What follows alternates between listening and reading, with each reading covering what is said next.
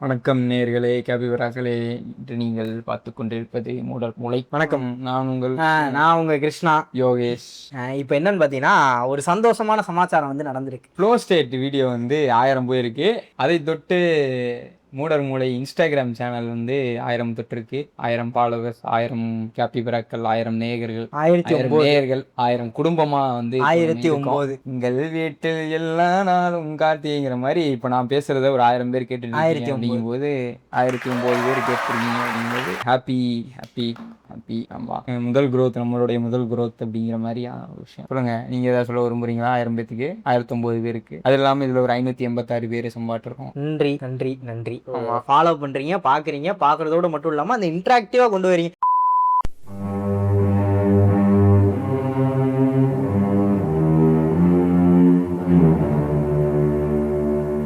அதாவது ரேண்டமாக ஒரு காரைக்குடியில் ஒரு கல்யாணத்தை முடிச்சுட்டு பஸ்ஸில் வந்துட்டு இருக்கும்போது திடீர்னு தோணுச்சு, உட்காந்து படன்னு டைப் பண்ண ஆரம்பிச்சு கதை எழுதுகிற மாதிரி அது வாட்டில் வந்தது. அதை உங்ககிட்டையும் ஷேர் பண்ணலாம், ஒருவேளை இப்படி இருக்கும் அப்படிங்கிற மாதிரியான கேள்விகள்லாம் வந்து அவங்ககிட்ட கேள்விகளை வைக்கலாம். இப்போ என்ன அப்படின்னா வந்து முதல் விஷயம் வந்து எனக்கு எழுதி வச்சேன், கரெக்டாக இருக்குமா, கிராமர்லாம் கரெக்டாக தெரியல. எயிட்டை கேட்டு கிராமர்லாம் கரெக்ட் பண்ணேன்னு வச்சு. Experience rights the story, memories edits it அப்படிங்கிற மாதிரி. அதாவது என்னன்னா, அனுபவங்கள் வந்து ஒரு கதையை எழுதுச்சுன்னா அதை வந்து ஞாபகங்கள் அந்த கதையை திருத்துது, அந்த கதையை வந்து எடிட் பண்ணுது அப்படிங்கிற மாதிரியான ஒரு விஷயம். நம்ம நடக்கிற எல்லாத்தையும் நம்ம ஞாபகம் வச்சுக்கிறது இல்லை, நடக்கிற சில விஷயங்களை மட்டும் தான் ஞாபகம் வச்சுக்கிறோம். ஏன் நமக்கு அந்த சில விஷயங்கள் மட்டும் ஞாபகம் இருக்கு? நடக்கிற சில விஷயங்களும் நமக்கு எப்படி ஞாபகம் இருக்குன்னா, நம்மளோட பார்வையில ஞாபகம் இருக்கு அப்படிங்கிற மாதிரி வச்சுங்க. நான் என்ன சொல்றேன்னா, இப்போ ஒருத்தங்கிட்ட நீ பேசிட்டு இருந்திருக்க, இப்போ அவங்ககிட்ட நீ பேசுறது இல்லை, ஏதோ ஒரு சமயம் ஏதோ ஒரு விஷயத்தினால நீ அவங்ககிட்ட பேசுறது நின்றுச்சு. இப்போ அவங்க சொல்லும்போது உனக்கு கொஞ்சம் கவலையாக இருக்கும். காரணம் என்னன்னா, அவங்க பிரிவு தான் உனக்கு முதல்ல ஞாபகம் வரும். அப்போ ஏன் அந்த பிரிவு உனக்கு ஞாபகம் வருதுன்னா, அந்த பிரிவு தான் உனக்குள்ள ஆழமாக இறங்கியிருக்கு. இப்போது நமக்குள்ள ஆழமாக இது இறங்குதோ அதுதான் நம்மளோட ஞாபகங்களாக பின்னாடி மாறுது. அதுதான் மேட்ரு. எனக்கு இதுக்கு அடுத்து என்ன தோணுச்சுன்னா, இது வந்து ஒரு ஸ்டேட்மெண்ட் வச்சுக்கோங்க. ஆழமா இறங்குற விஷயம் தான் வந்து ஞாபகமா மாறுது. அதனாலதான் எடிட் ஆகுதுன்றியா? அந்த சம்பவத்துல எது ஆழமா இருக்கோ அதை மட்டும் எடிட் பண்ணி எடுத்தது மையமா வச்சு அதை சுத்தி வந்து மெமரி வந்து கிரியேட் ஆகுது. ஓகே, இது வந்து ஒரு படம் இருக்கு வழக்கம் போல. நான் சொல்றேன், இது வந்து இப்போ நான் வந்து சொல்றது வந்து ஒரு ஸ்டேட்மெண்ட், ஓகேவா? இந்த ஸ்டேட்மெண்ட்ல இருந்து வந்த கொஸ்டின் என்னன்னா, அப்போ நம்ம வந்து கான்சியஸா நம்ம வாழும்போது நம்ம எதை மனசுக்குள்ள எடுத்துக்கணும், பர்சனலாக எதை எடுத்துக்க கூடாதுங்கிறதுல ரொம்ப கான்சியஸாக வாழ்கிறோம். அப்படிங்கிற சமயத்தில் நம்மளோட ஞாபகங்கள் நல்ல ஞாபகங்களாகவே இருக்கிறதுக்கான வாய்ப்புகள் ஜாஸ்தி இல்லை. ஆமாம், ரொம்ப கனெக்ட் ஆகுதுங்க அந்த படத்தோட. நீங்க சொல்லுங்க, ரொம்ப ஜாஸ்தி. ஆனா ஏன் அப்படி இருக்க மாட்டேங்குது அப்படின்னு கேட்கறேன். ஏன் அப்படி இருக்க மாட்டேங்குது இல்லை, அது ஆக்சுவலா நம்மளால அதை பண்ண முடியாது. நம்மளால செலக்ட் பண்ணி இதை மட்டும் தான் நம்ம வந்து பர்சனலாக எடுத்துக்கணுங்கிற மாதிரி இருக்க முடியாது. அது ஏங்கிறது தான் நான் என்ன சொல்றேன்னா, இப்போ தியானங்கள் மூலமா, புரிதல் மூலமா, டிட்டாச்மெண்ட் மூலமா அதை வந்து இது பண்ண முடியாதா? டிட்டாச்மெண்ட் மூலமா, தியானங்கள் மூலமா, புரிதல் மூலமா நம்ம எடுத்துக்கலாம். என்ன எடுத்துக்கலாம் அப்படின்னா, அந்த ஞாபகத்தை நல்ல ஞாபகமா எடுத்துக்க முடியாது.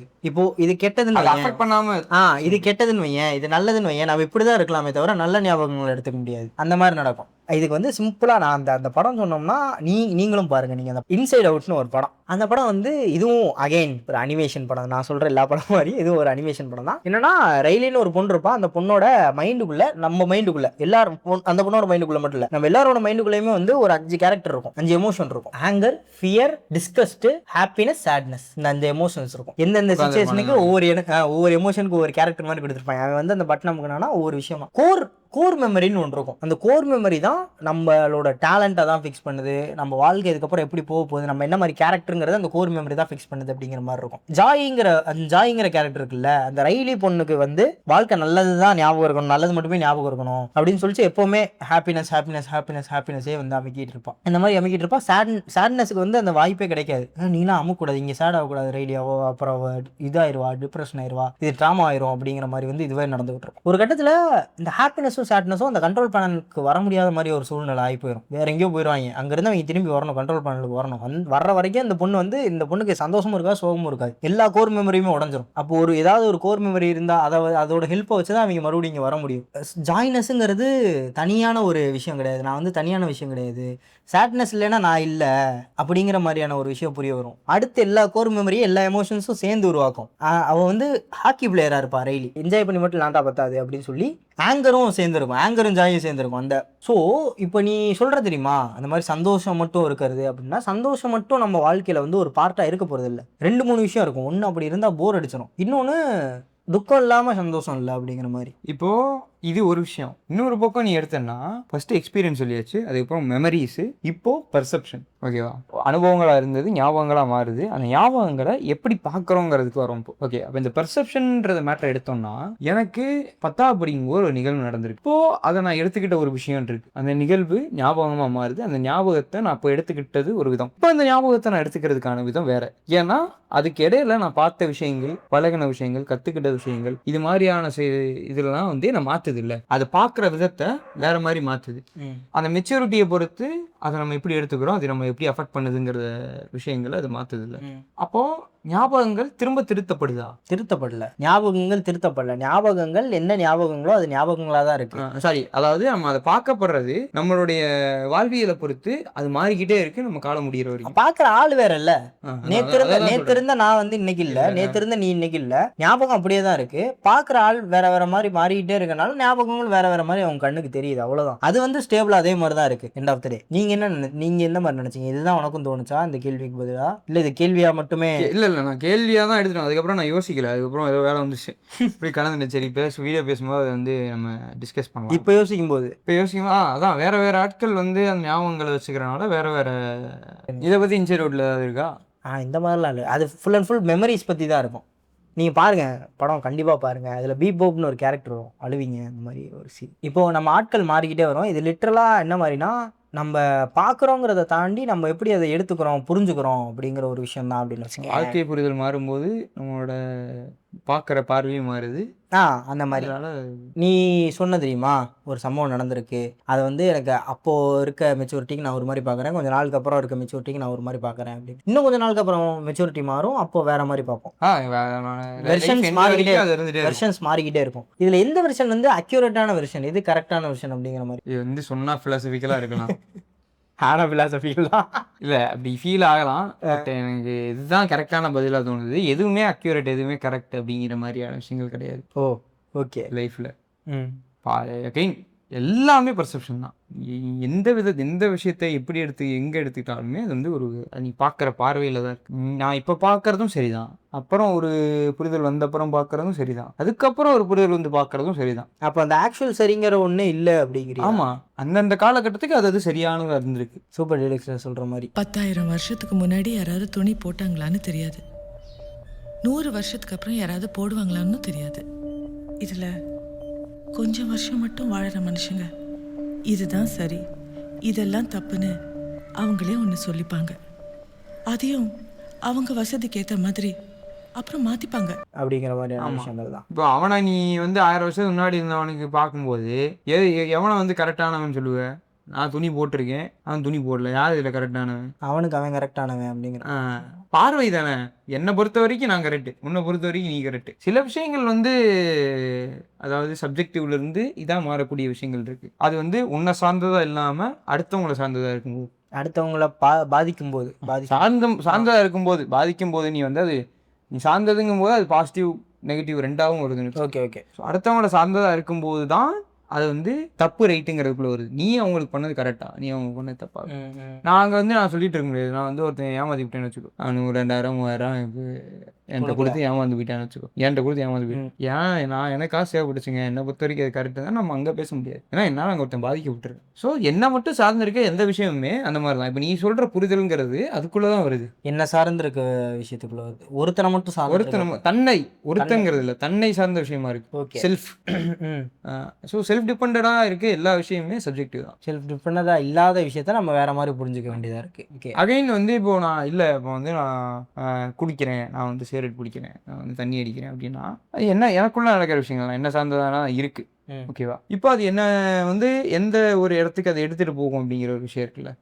என்ன மட்டுமே சார்ந்ததா இருக்கும்போது மட்டும் சொல்றேன், ஆனால் அப்படி இருக்கிறது இல்லை. அதாங்க பிரச்சனை. ஆமாம், அவன் வீட்டில் இருக்கவங்க டிஸ்டர்ப் ஆகிறாங்க, அவன் சுற்றி இருக்கவங்க டிஸ்டர்ப் ஆகிறாங்கன்ற மாதிரி எக்கச்சக்கமான விஷயங்கள். அவனை சார்ந்தவனே இருக்க மாட்டான், ரோட்டில் அவன் பாட்டில் போயிட்டு இருக்கான், அங்கே அவன் டிஸ்டர்ப் ஆகிறான்னு வச்சுக்கோ. இன்னைக்கு பார்த்தவன் இது அவனை மட்டும் சார்ந்துக்கும் போது பிரச்சனை இல்லை. ஆனால் இப்போ அவனை மட்டும் சார்ந்திருக்கும் போதே அது என்ன முடிவு கொண்டு விடுது, அவன் தன்னை சார்ந்ததாக இருக்கும்போது மட்டுமே சொல்கிறேன். ஸோ அதுவும் அங்கே பார்க்கப்படுது. விதை விதைத்தவன் விதை இருப்பான், வினை விதைத்தவன் வினை இருப்பான் அப்படிங்கிற மாதிரி அவனை சார்ந்தது அவன் வந்து அனுபவிச்ச வைக்க தான் போகிறான். அது வந்து நம்ம எந்த மாதிரி நம்ம எடுத்துகிட்டு போக போகிறோம் நம்மளோட இறுதி கட்டத்தை அப்படிங்கிற மாதிரி சேரன் சொன்னாருன்னு நினைக்கிறேன். நீங்கள் நல்லவரா கெட்டவராங்கிறது இன்றைக்கி முடிவு பண்ண முடியாது, நாளைக்கு முடிவு பண்ண முடியாது, நீங்கள் சாகும்போது தான் முடிவு பண்ண முடியும். எனக்கு என்ன வருதுண்ணா, இப்போ எனக்கு இப்போ தோணுது என்னன்னா, நீ செத்த அப்புறம் உன்னை நல்லவன் சொன்னா என்ன கெட்டவன் சொன்னா கரெக்டாக இல்லையா? அது நமக்கு பலன் இல்லை அப்படிங்கிறேன். ஆமாம், உனக்கு தெரியாது, உனக்கு தேவையும் இல்லை, தேவையும் இல்லை. அதுவும் இம்பாக்ட் இருக்குல்லங்க. அதோட இம்பாக்ட் அங்கே அவன் கெட்டவன் தெரிஞ்சுன்னா அதோட இம்பாக்ட் வந்து மோசமாக இருக்கும்ல, அந்த மாதிரி. அப்போ செத்தவன் எல்லாத்தையும் நல்லவன் ஆக்கிடலாங்கிறியா? அப்படி பண்ணக்கூடாது, அப்படி பண்ணக்கூடாது. செத்தவன் எல்லாரையும் நல்லவனாக்க முடியாதா? இப்போ கெட்டவன், இப்போ ஒருத்தனுக்கு மோசமான ஒரு எண்டிங் வந்திருக்குன்னு வையேன், அவன் நல்லவன் அப்படின்னா சரி நல்லா வாழ்றலாம் இங்கே தேவையில்லடா, எப்படி இருந்தாலும் இப்படி தான் சாகணும் அப்படிங்கிற மாதிரி எடுத்துக்காட்டாயிரும். அவன் கெட்டது பண்ணியிருக்காண்டா அதனால தான்டா இப்படி செத்தான் அப்படிங்கிற சொன்னேன்னு வையன், ஐயோ இப்போ கெட்டது பண்ணக்கூடாது போல, அந்த இம்பாக்ட் இருக்குல்ல, அது வந்து இங்கே. ஸோ செத்தவனா இருந்தாலும் அவன் நல்லவனா. அதனால தான் அந்த காலத்தில் இருந்த ஹீரோக்கள்லாம் பியூர் ஒயிட்டாகவே இருந்தாங்க. இருக்கும். ஏன் பியூர் ஒயிட் நிஜ வாழ்க்கையில சொல்லல, காட்டப்பட்டதுமா சொல்றேன். அதுதான் ஏன் பியூர் ஒயிட்லாம் எடுத்துக்காட்டுகளா எல்லாத்தையும் வந்து எடுத்துக்காட்டாம மாறுறதுக்காக தான். இப்போ நம்மளோட மெமரி அகைன் அதெல்லாம் நமக்கு இருந்தோம், நம்ம கிரேவாவே இருக்கும். அது மனித இயல்புங்க. கிரே அப்படின்னு சொல்லும்போது தான் வந்துட்டு ஞாபகம் வருது, ஜோஷா வந்து ஒரு கமெண்ட் பண்ணிருந்தது எப்போனா அது எப்பயோ, ஓகேவா? ஸோ அதில் வந்து என்னன்னா கிரே அப்படின்னா இப்போது இறை சேர்த்துறவனு கிரே தான், கொலை பண்ணுறவனு கிரே தான் அப்படிங்கிற மாதிரி கேட்டிருந்தாரு.